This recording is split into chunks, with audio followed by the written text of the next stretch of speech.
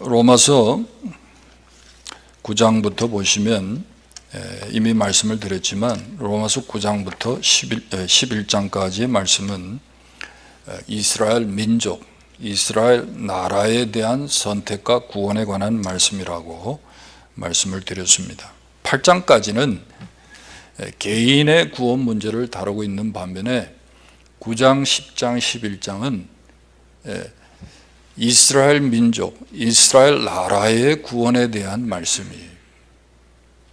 그러니까 로마서 8장까지 보면 개인 구원에 대한 말씀을 하고 그 마지막에 가서 구원에 대한 결론을 이야기하죠. 그게 8장 38절 39절이에요. 내가 확신하노니 사망이나 생명이나 천사들이나 권세자들이나 현재일이나 장래일이나 능력이나 높음이나 깊음이나 다른 아무 피조물이라도 우리를 우리 주 그리스도 예수 안에 있는 하나님의 사랑에서 끊을 수 없으리라. 이게 로마서 8장까지의 결론이에요. 다시 말하면 우리 구원에 대한 말씀의 결론이에요. 그 결론을 여러분 우리가 해석을 하면 이렇게 해석이 가능한 거예요. 조금 전에도 읽어드렸지만 하나님의 구원, 하나님이 우리에게 주신 이 구원은요, 실패가 있을 수 없다는 거예요. 지금 말씀드렸잖아요. 사망이나 생명이나 천사들이나 권세자들이나 뭐 높음이나 기쁨이나 어떤 것도 우리를 하나님의 사랑에서 끊을 수 없다는 거예요. 하나님의 구원에 실패가 있을 수 없다는 거예요. 그러니까 이 말씀이 저와 여러분의 구원의 확증의 근거가 되는 거예요. 예. 여러분 구원이요, 한번 구원받았으면 그 구원이 여러분 이게 무슨 뭐 이랬다 저랬다, 구원받았다 또 안 받았다, 그게 아니고 한 번 받은 구원은요 여러분 실패가 없는 겁니다. 근데 8장에서 이렇게 결론을 내리고 나서 9장 10장에 들어와서 보니까 뭔가 좀 이상해요. 이스라엘에 대한 구원을 얘기하면서는 뭐라고 얘기하냐면 이스라엘이 불순종했고 하나님의 은혜를 거부했기 때문에 이스라엘은 그 죄책을 피할 수 없습니다, 이렇게 말하거든요. 마치 그러면 하나님의 이 구원에 실패가 있을 수 있나? 하나님의 구원을 변경할 수 있나? 이렇게 우리가 반문하게 된다는 거죠. 아니 이스라엘이 실패했다면 그러면 하나님이 이스라엘을 포기하신 건가? 이스라엘이 버림받은 건가? 그대로 구원이 취소된 건가? 이런 의문이 생긴다는 거예요. 여러분은 어떻게 생각하세요? 하나님이 이스라엘을 버리셨나요? 당신이 택한 백성 이스라엘을 하나님이 버리시고 포기하셨나요? 아니라는 거예요. 그게 오늘 본문에 보면 이 바울이 시편 94편 14절을 인용하면서 얘기를 합니다. 자 보세요. 여호와께서 자기 백성을 버리지 아니하시며 자기의 소유를 외면하지 아니하시리로다.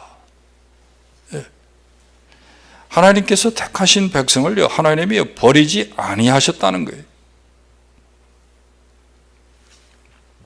자 그러면 하나님이 이스라엘을 버리지 않으셨다는 증거가 뭐냐는 거예요. 지금 우리가 외관상으로 볼 때 이스라엘은 버림받은 것 같잖아요. 그리고 이스라엘의 구원이 이방인에게로 간 것 같잖아요. 근데 이스라엘이 하나님께 버림을 받지 않았다, 그들의 구원이 취소되지 않았다는 증거가 뭐냐는 거예요. 두 가지 오늘 본문에서 우리가 얘기할 수 있는데, 첫 번째가 바울의 개인의 구원이 첫 번째 증거예요. 오늘 1절과 5절 13절과 14절 말씀을 보세요. 하나님이 자기 백성을 버리셨느냐? 그럴 수 없느니라. 나도 이스라엘인이요 아브라함의 씨에서 난 자요 베냐민 지파라. 5절 보세요. 그런즉 이와 같이 지금도 은혜로 택하심을 따라 남은 자가 있느니라. 바울이 어떤 사람입니까? 바울이 자기를 소개하면서 나도 이스라엘인이고 아브라함의 씨고 나 베냐민 지파에 속한 자야.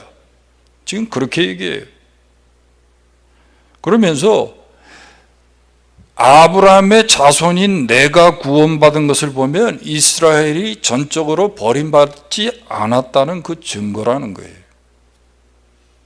그리고 더군다나 자신은 전에 교회를 핍박하던 자인데, 그래서 한마디로 이스라엘의 불신앙과 완악함의 전형적인 케이스인데, 그럼에도 불구하고 하나님이 나를 구원하셨고 심지어 이방인의 사도로 나를 쓰시는 것을 보면 이스라엘에게 여전히 소망이 있다는 거예요. 내가 증거라는 거예요. 내가 이스라엘 사람 아니냐? 내가 아브라함의 자손 아니냐? 근데 내가 구원받지 않았느냐? 더군다나 나는 교회를 핍박했는데 나 같은 사람이 구원받았으면 하나님이 아직 이스라엘 백성들에게 여전히 구원의 여지를 남겨두고 있다는 거예요. 이스라엘에게 여전히 소망이 있다는 거예요. 이게 첫 번째 증거예요. 그럼 두 번째 증거가 뭐냐? 오늘 본문 2절에서 4절에 보면 엘리야에 대한 얘기가 나오죠. 하나님이 그 미리 아신 자기 백성을 버리지 아니하셨나니 너희가 성경이 엘리야를 가리켜 말한 것을 알지 못하느냐. 그가 이스라엘을 하나님께 고발하되 주여 그들이 주의 선지자들을 죽였으며 주의 제단들을 헐어버렸고 나만 남았는데 내 목숨도 찾나이다 하니 그에게 하신 대답이 무엇이냐. 내가 나를 위하여 바알에게 무릎을 꿇지 아니한 사람 7,000명을 남겨두었다 하셨으니. 이 구약의 엘리야,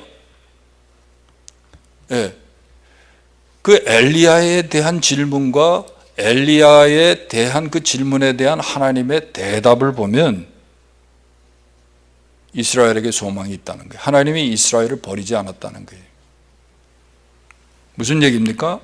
여러분, 엘리야 시대에 어떤 일이 있었어요? 아합과 이세벨이 얼마나 바알 숭배를 음란하게 했습니까? 아주 미쳐 날뛸 정도로 했죠. 다 선지자들 죽이고 말이죠. 바알 선지자들을 아예 키웠어요. 제단을 다 헐어버리고 심지어 선지자 엘리야까지 죽이려고 합니다. 근데 엘리야가 어떡하죠? 죽음의 두려움에 휩싸여서 도망을 갑니다. 그리고 호렙산으로 가서 죽기를 간구하는 거예요. 하나님, 이제 충분합니다. 나도 그러면 이제 죽으면 좋겠습니다. 더 이상 내 할 것도 없습니다. 그게 여러분 엘리야의 여러분 모습 아니었습니까?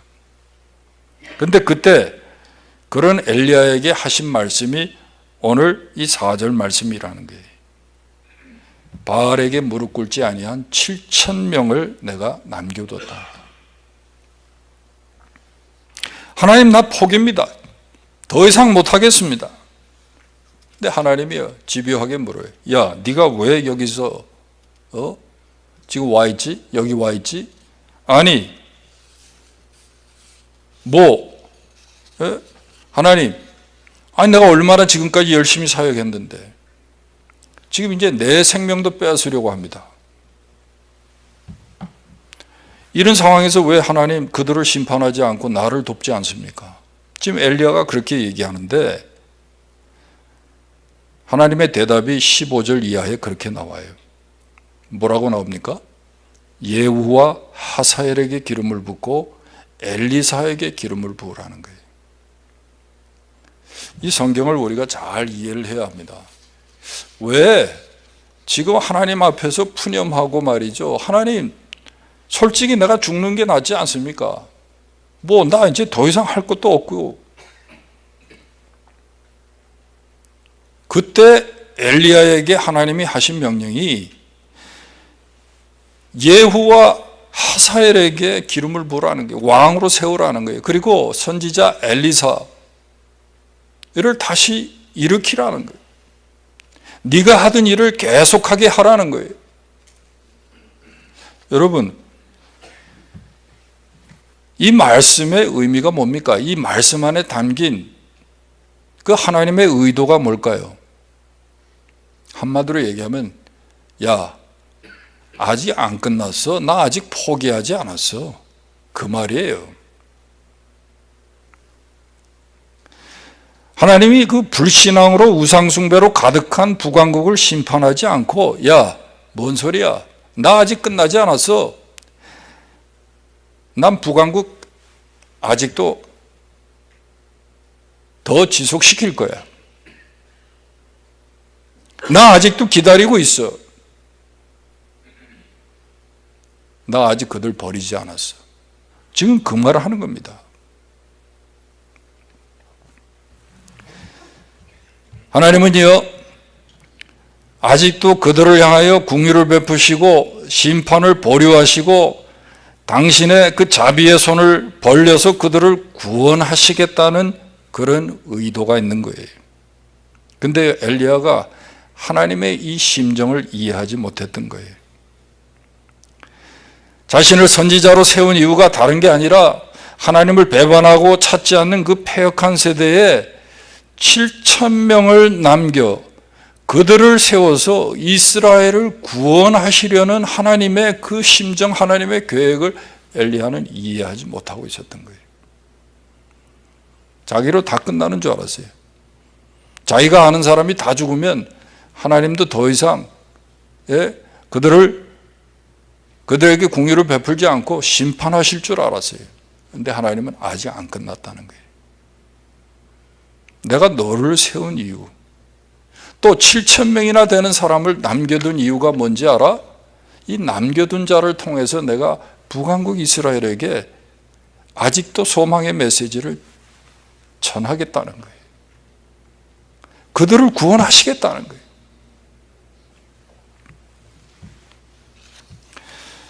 그래서 여기 이 7,000이라는 이 여러분 숫자의 뜻도요, 여러분 이걸 문자 그대로 7,000이라고 생각하면 안 되고 상징적인 숫자로 봐야 되는 거예요. 그래서 성경의 7자는 항상 완전 숫자잖아요.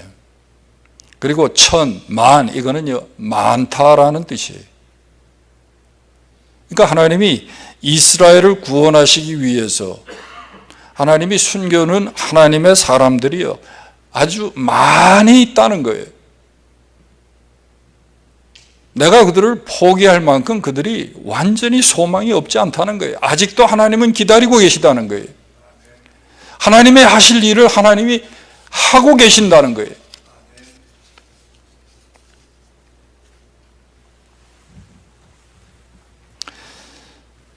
이 사건을 통해서 하나님이 말씀하시는 하나님의 그 말씀의 의도가 뭡니까? 이스라엘은 하나님을 배반하고 우상숭배했지만 그 가운데서도 하나님은 넉넉한 수를, 하나님이 구원하시고자 하시는 그 하나님의 백성들, 택한 하나님의 백성들을 구원하시기 위해서 7,000명의 남은 자를 따로 두셨다는 거예요. 그리고 그들을 통해서 이제라도 이스라엘을 구원하시려는 것이 하나님의 심정이고 하나님의 계획이라는 거예요.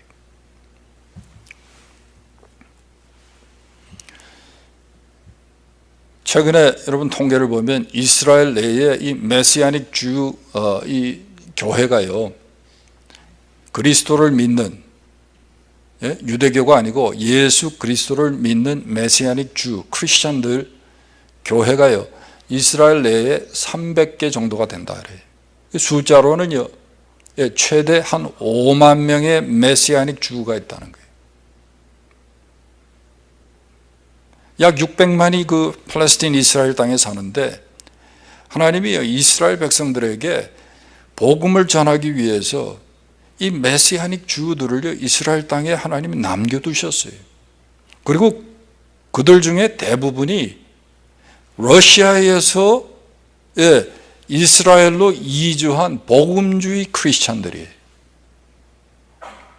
우리 교회에 오셔서 선교 보고도 했던 사모님하고 같이 오셨죠. 지금 이스라엘 들어가 있지만 장영호 선교사가 지금 하는 사역이 바로 이 러시안 메시아닉 주 교회들을 동원해서 이스라엘 선교하는 거예요.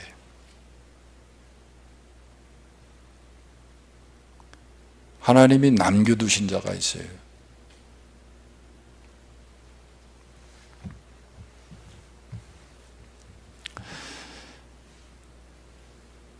여러분, 우리가 이 이스라엘의 구원 문제에 있어서 결론할 것이 무엇입니까? 그건 다른 게 아니에요. 한마디로 말해서 이스라엘의 실패와 버림받은 것은 최종적인 것이 아니라는 거예요.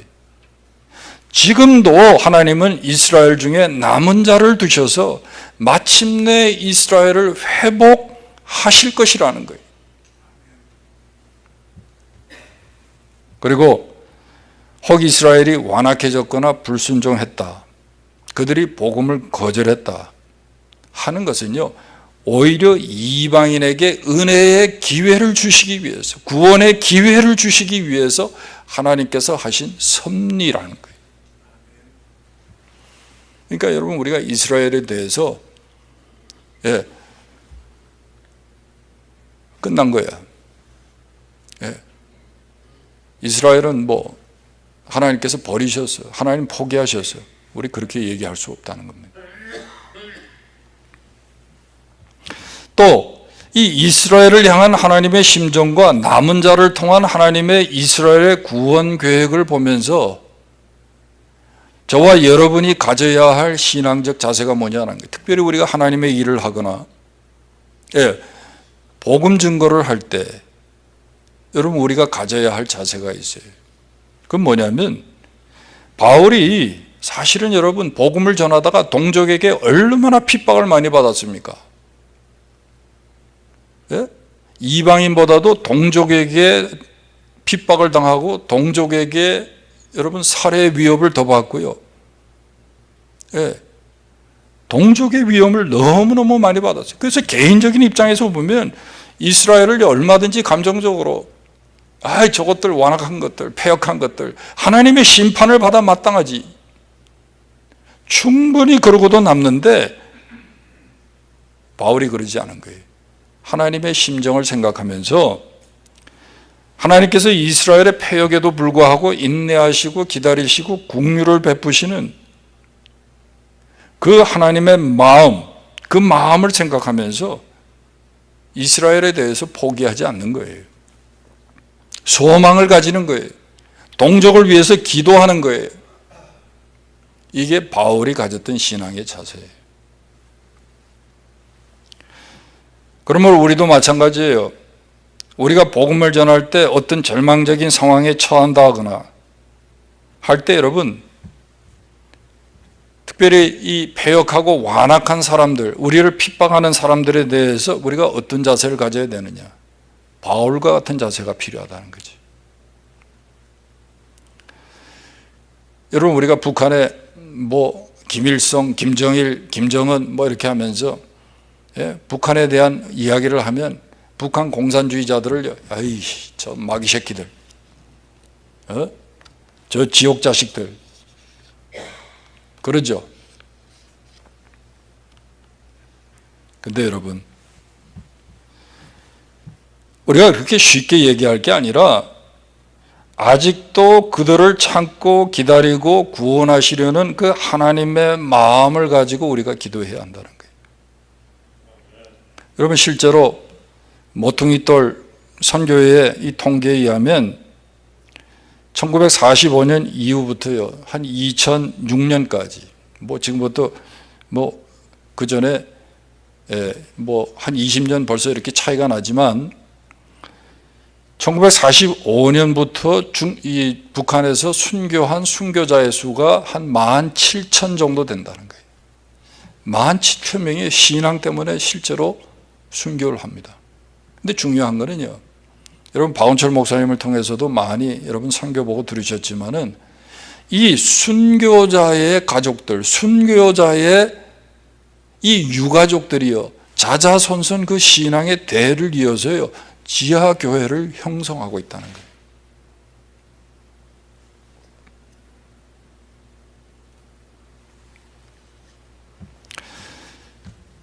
(2005년에) 북한에서 남포에서요 102명의 기독교인이 한꺼번에 일망타진 잡혀가지고 순교한 사건이 있었습니다. 근데 이 사건은요 2003년도에 50대의 김씨라는 사람이 한국의 극동방송을 통해서 예수를 믿고 100명이 넘는 사람들에게 직접 자기가 복음을 전해가지고 지하교회가 여러분 설립이 된 거예요. 근데 이게 들통이 나가지고요. 그래서 이분들이 다 체포가 되고 다 공개 처형당하고 수용소로 가고 그랬던 사건이에요. 근데 이 김 씨라는 분이요, 극동방송 그 복음의 소리를 듣고 4개월을 다 받아 쓴 거예요. 700페이지나 되는 분량의 그 복음의 내용을 다 받아 쓴 거예요. 그리고 그걸 가지고요, 자기가 예수를 믿게 되고, 그리고 그걸 가지고 100명이 넘는 사람들에게 복음을 전했다는 거예요. 가장 최근에도요, 탈북해서 중국에서 복음을 듣고 예수 믿었던 차남순이라는 한 여자 성도가요, 복음을 듣고 견딜 수가 없어서 다시 북한도로 들어가 가지고 전국을 다니면서 복음을 전하고 교회를 세우다가 잡혀서 순교했다는 그런 뉴스가 있었어요. 놀라운 것은 여러분, 제가 여러분 소개했지만 많은 북한 공산당 당원들이요, 해외 근로자로 유학생으로 우리 교회에 왔다 갔던 누구죠? 존킴, 김이완, 김일성 대학 나와가지고 중국에서 유학하다가 예수 믿고 탈북하신 분이죠.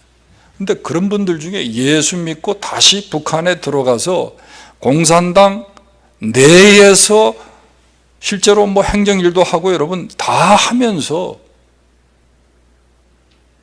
그들의 믿음을 지키고 살고 있다는 거예요. 그 숫자가 얼마가 되는지 모르지만 실제로 그걸 확인하고 뭐 이면수 목사님이나 이런 분들이 여러 번 얘기하는 걸 저는 들은 적이 있어요. 여러분, 아무리 폐역하고 정말 멸망받아야 마땅한 그런 사람들이라고 할지라도 여러분, 우리가 하나님의 심정으로요, 정말 긍휼의 마음을 가지고 그들을 위해서 기도해야 하는 거예요. 그리고 하나님께서요, 그 가운데서도 하나님의 택한 자를 구원하시기 위해서 지금도 그 안에 7,000명의 사람들을 하나님이 준비해 놓고 계시다는 사실을 우리는 기억해야 되는 거예요. 그래서 여러분, 우리가 이스라엘에 대해서 포기할 수 없는 거예요. 북한뿐만 아닙니다, 여러분. 집에서 여러분 고난받는 분들도 있죠. 남편이나 자식에게 신앙생활 한다고, 예수 믿는다고, 그러면 진짜 어떤 분은 그러더라고요.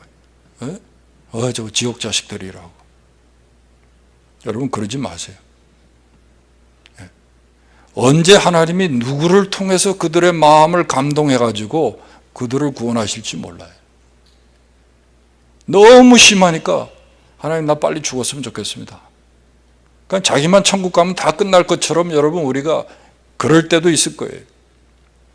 근데 아닙니다, 여러분. 그렇잖아요. 여기 뭐라 그래요? 하사엘에게도 엘리사에게도 기름을 부으라는 거예요. 나 아직 안 끝났다는 거예요. 그들 포기하지 않았다는 거예요. 이게 여러분 하나님의 마음이에요. 여러분, 우리가 복음을 전한다고 할 때 이런 주님의 마음, 이런 주님의 심정을 우리가 이해해야 돼요. 그리고 하나님이 지금도요, 계속해서 하나님의 사람들을 준비하시고 그들을 통해서 언젠가는 복음을 듣게 하고 그들을 구원하실 하나님의 계획이 있다는 사실도 우리가 알아야 돼요. 그래서 여러분, 북한에 대해서 포기하면 안 됩니다. 북한에 대해서 절대 포기하면 안 돼요. 집안에 누가 여러분 예수를 믿지 않는 정도가 아니라 여러분을 아무리 핍박해도 지옥 자식이라 그러면 안 돼요. 마귀 새끼라 그러면 안 됩니다, 여러분. 어떤 사람은 남편보다 마귀 새끼래. 하도 뭐라 그러니까 두드리 패고. 여러분, 그 인간도 언제 구원받을지 몰라요. 언제 주님께 나올지 몰라요. 궁일이 여기는 마음으로 우리가 기도해야 돼요. 기다려야 돼요. 왜? 하나님이 아직 안 끝났어요. 말씀을 맺습니다. 여러분, 오늘도 우리가 엘리야 때와 같이 여러분, 많은 사람들이 완악해지고요, 복음에 불순종하고 하나님을 떠나서 산다고 할지라도 여러분, 우리가 포기하면 안 돼요. 하나님은 나 외에도, 믿는 나 외에도 내 동족을 위해서, 내 가족을 위해서 하나님이 준비해 두신 사람이 있어요. 그 사람들을 통해서 하나님이 은혜의 때 그들을 구원하시기를 원하시는 거예요. 그게 적은 숫자가 아니고 7,000명이라는 거예요. 하나님이 준비한 많은 사람들이 있어요. 여러분, 이슬람 지역에도 마찬가지고요. 우리가 볼 때는 거기는 완전히 복음에 불모지고 한 사람도 믿는 사람이 없고 교회 세운다는 건 여러분 상상할 수도 없다고 생각하는 그곳에도 여러분, 하나님은 포기하시지 않으셨어요. 하나님의 사람들을 준비해서 하나님이 택한 그들을 언젠가는 구원해 내시는 거예요. 이걸 믿기 때문에 여러분, 우리가 기도하는 거죠. 우리의 구원에 대해서도 하나님이 포기하지 않으시듯이 여러분이 하나님께서 택한 이스라엘, 하나님 아직 포기하지 않으셨어요. 여전히 소망이 있는 겁니다.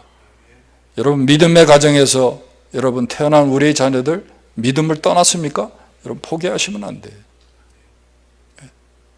계속해서 여러분 기도하셔야 되는 거예요. 기도하겠습니다. 하나님 아버지, 은혜와 사랑을 감사합니다. 억만 죄인들 가운데에서 저희들을 택하셔서 먼저 예수 믿게 하시고 복음의 사명을 주셔서 복음의 메시지를 저희들이 여러 나라와 민족과 아직도 예수 그리스도의 이름을 들어보지 못한 사람들에게 전하게 하시는 것을 감사합니다. 마지막 때를 살아가면서 우리가 남은 자로 부름받았다는 사실을 기억하게 하시고 끝까지 주님의 심정을 가지고 어디든지 가서 그들에게 복음을 전할 수 있는 성도들과 교회가 되도록 은혜를 더해 주옵소서. 북한을 포기하지 않으신 줄 믿습니다. 이스라엘을 포기하지 않으신 주님께서 우리 민족도 하나님 긍휼히 여겨 주셔서 한국의 동방의 예루살렘이라고 하는 평양이 회복되게 하시고 교회들이 다시 재건되는 은혜의 역사가 일어날 수 있도록, 또 무엇보다도 우리 가정에 믿음을 떠난 우리의 자식들이 다시 믿음을 회복할 수 있도록 주께서 도우시고 역사하여 주시옵소서. 예수님의 이름으로 기도하옵나이다. 아멘.